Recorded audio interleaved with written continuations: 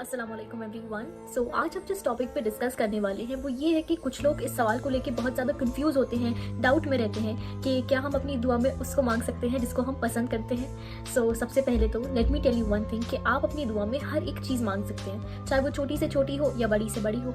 लेकिन हाँ, जब आप किसी को मांग रहे हैं तो आपको बस एक चीज़ का ध्यान रखना है, वो ये है कि क्या आप अल्लाह ताला से ये कह रहे हैं कि अल्लाह अगर ये शख्स मेरे हक में बेहतर है तो तू मुझे अता कर, क्योंकि कुछ चीज़ें हमारे हक में बेहतर नहीं होती हैं और हमें उस टाइम पे समझ नहीं आता है। अगर कोई दुआ कबूल नहीं होती है तो हम ये समझते हैं कि अल्लाह ताला हमें सुन नहीं रहा है या अल्लाह ताला हमसे नाराज़ है, पर ऐसा कुछ नहीं है, क्योंकि दुआ कबूलियत के आउटकम 3 होते हैं। सबसे पहले तो या तो अल्लाह ताला आपको वही चीज़ दे देगा जो आप मांग रहे हैं, या फिर जन्नत में आपकी दुआ को महफूज करके रखेगा और बाद में और बेहतरीन तरीके से आपको नवाजेगा, या तीसरा अगर कोई आफत या बला आपकी तरफ आने वाली होगी तो उसको टाल देगा। सो दुआएं तो हमारी सारी कबूल होती हैं, तो इसमें मायूस होने का तो कोई रीज़न ही नहीं है। लेकिन हाँ, कुछ लोग ये सोचते हैं ना कि हमारी दुआ तभी कबूल होगी या अल्लाह हमें अगर वो शख्स देगा तभी हमें खुशी मिलेगी। हम ऐसा क्यों सोचते हैं कि अगर वो शख्स मिलेगा हमें तभी खुशी मिलेगी? क्या अल्लाह की शान में नहीं है कि वो आपको उससे बेहतरीन भी दे और खुशियाँ दे?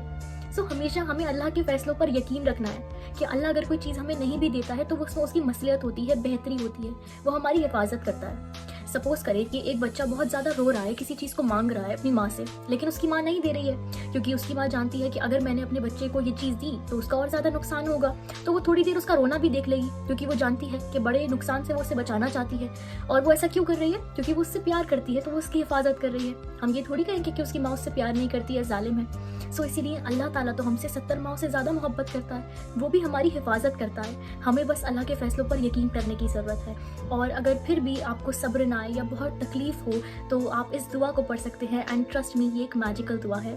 बिस्मिल्लाहिर्रहमानिर्रहीम, इन्ना लिल्लाहि व इन्ना इलैहि राजिऊन, अल्लाहुम्मा अज्जुरनी फी मुसीबती वखलिफ ली खैरम मिन्हा।